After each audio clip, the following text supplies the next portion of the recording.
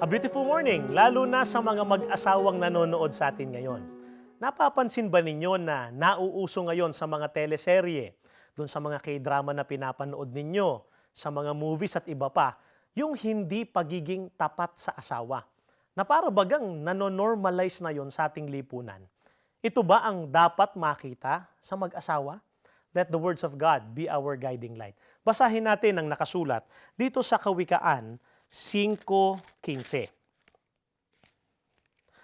Ang dapat ay maging tapat sa asawang minamahal at ang tangi mong pag-ibig iukol sa kanya lamang.